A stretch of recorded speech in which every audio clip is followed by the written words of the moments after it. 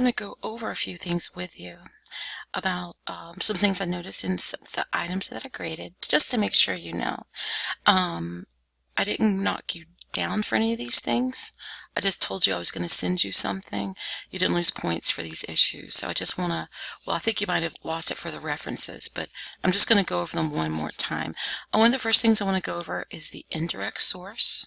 I need to make sure you understand that so that, because sometimes it could be seen as an academic integrity issue when you use something quoted by somebody else and then use their reference for it. So I want to make sure that you don't do that. But there is a way to deal with it in a way that's good and acceptable. You just shouldn't have a lot of as cited and indirect quotes in your piece. You should have things that you read in their full text that was available to you. The first thing I'm going to do is just do a little search in Business Source Complete, calls it Business Communication. I've selected for full text and scholarly and peer reviewed. You probably want to pick something in the century in the past 5 or 10 years based on the topic. Now, I'm going to look at this particular article. Just because it is in a scholarly journal doesn't make it so, and you need to use for this in many of your business classes empirical articles, scholarly empirical articles, and that's one of the main points of this course. I'd covered it in one of the first pieces, and we've been talking about it earlier on. Is this an empirical article? But I want to make sure that you guys do understand it going into the final project and also going into your other business classes, and yes, your MBA. I want to make sure you understand it. Just looking from this search, I can see that this is 53 pages, highly likely to be a scholarly article. I see that it has multiple authors. It is in a journal, but that doesn't always make it a scholarly article from a journal, but it's looking pretty good. It has a DOI number. That's a positive indication that it is. And it has images. It has 46 images of charts and numbers and other quantitative information about the study. This is high evidence of an empirical scholarly journal article, especially coupled with 63 references. Okay, so let's make sure that it is. I'm going to go to the part that has a citation element page. It has some of the details that you need to use for a citation. I have the authors. I know who they work for. I can contact them. I can call them. That's awesome transparency. I have an abstract. Remember, the abstract is written by the author, so sometimes it's not always entirely accurate. These are the affiliations of the author, further transparency, and here's the DOI number. And so I'm feeling pretty good going into the PDF to look at the full text. This is, in fact, a scholarly article. Now, let's go down further. I see my abstract, I see keywords, and I see my DOI number. I see the parts of the article. I see what they've read. We're going to go back up to this. To write this article, the framework, I'm seeing quantitative data. I see where they're pulling it from. I'm seeing numbers. It looks like it may be a systematic review. That's a really high type of a scholarly article because it often compares other data to each other to figure out what the ultimate truth is. It's going to tell you how it has figured these things. It tells you how they put them together. It gives you the number. It gives you that transparency you need. And finally, it gives you the results. You have the methodology. Now you have the results. These are very important to read. And going down to, we'll find the conclusions, the discussion, which is very important, as well as conclusions somewhere. Conclusions. And these are the parts of an empirical scholarly article complete with the references that we see here. Now then, I'm going to show you, let's see which one it is.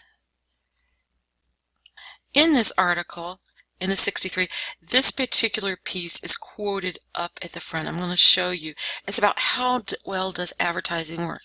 If you read this full article here, all 54 pages, you cannot use this in your references. Okay, I want to make this clear. You cannot use this in your references unless you yourself find it and read it. This belongs to these references and these authors. Okay, what it is an indirect. It's an indirect source. So I'm going to go here to page, I think it's 124. We'll figure it out here. It's actually here, a meta-analysis by this person. And suppose I want to use this, I do not go down and take the citation at the bottom to use in my references. That sometimes it's called padding your references, and it is an academic integrity issue, but mostly people do it because they don't know not to. This is something that doesn't always come up in your different courses, but you're going to be graded on it in the business classes, and specifically if you go on to get your MBA. So I want to make sure that you're aware of this, and I want to show you how you can use it in a way that's appropriate.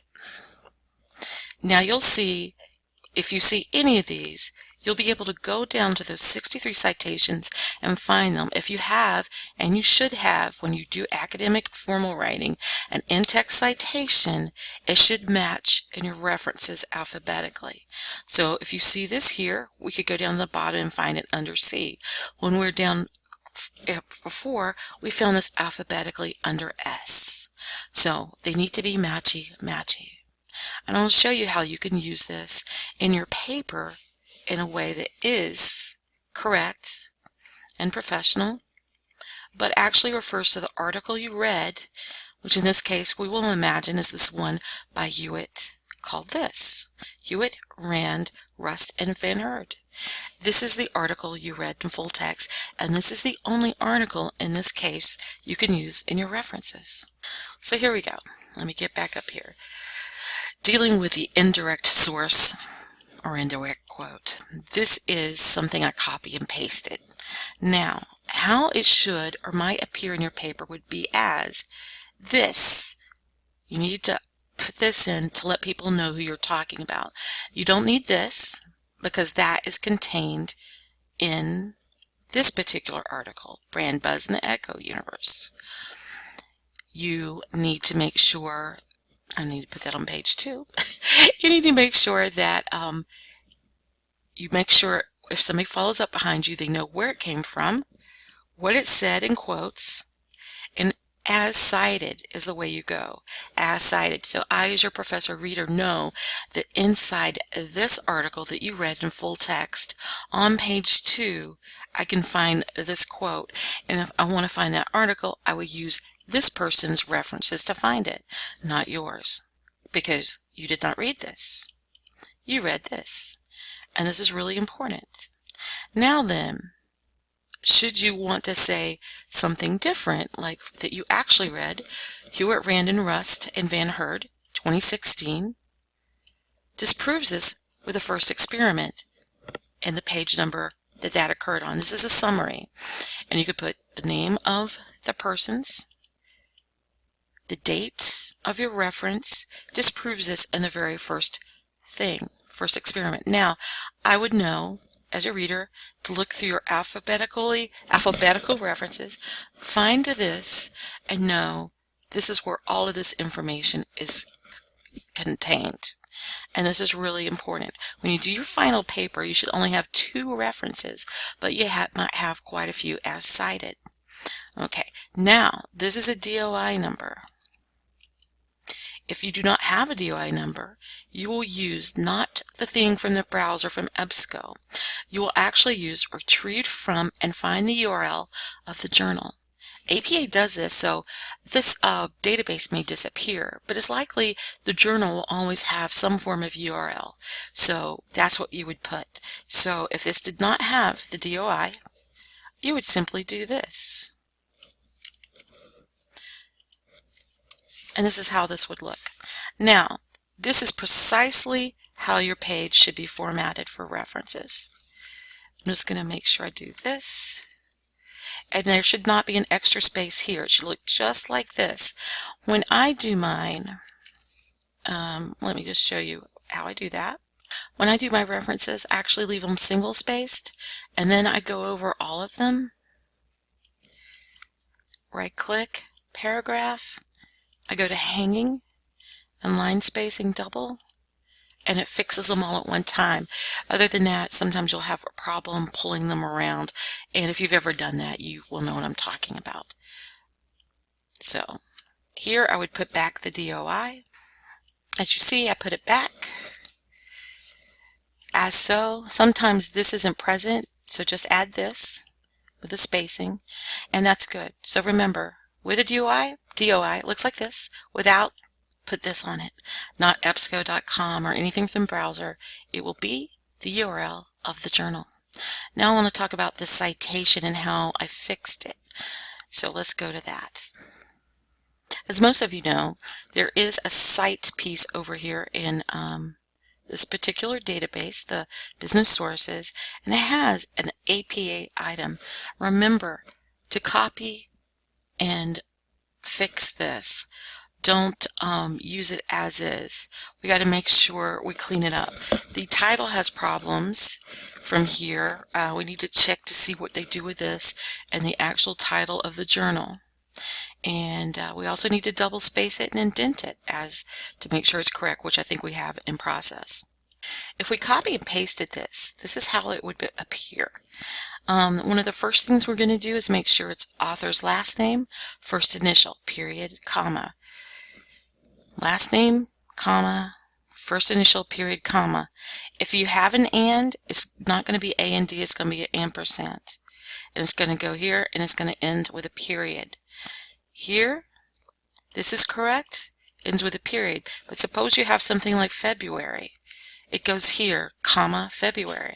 If it has a date, it goes here. But if it's only a year, it's only a year. Now this is not correct. In APA, the only thing that should be capitalized in this sentence is brand, as you'll see I've done here. This is it. Brand buzz and Echoverse, unless Echoverse becomes a proper noun, but currently it is not. Now, I've just added this to this one. If there's a colon, the next word will be capitalized, even if it's a the or a. Journal of Marketing, I think I needed to correct it here. I looked at it in the journal, and the O is not and should not be capitalized. The capitalization for the title of an article and the title of the journal are different. Generally speaking, people will call this sentence case. How you write a sentence is how you write the title. How you write the journal title is how the journal title is written. Ends with a comma. Now, this title of the journal and the volume number should be italicized. This is a little sneaky. The volume number should be italicized. The issue number, no. It's in parentheses, ends with a comma. First in page numbers, ends with a period. DOI number. Now, if it did not have a DOI number, which is totally possible, you use the retrieved from statement.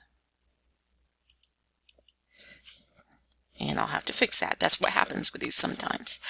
But I hope that helps. As I fix them, I'm not going to do this in front of you. I hope that helps. And if you have any questions, that you do take the time to ask me.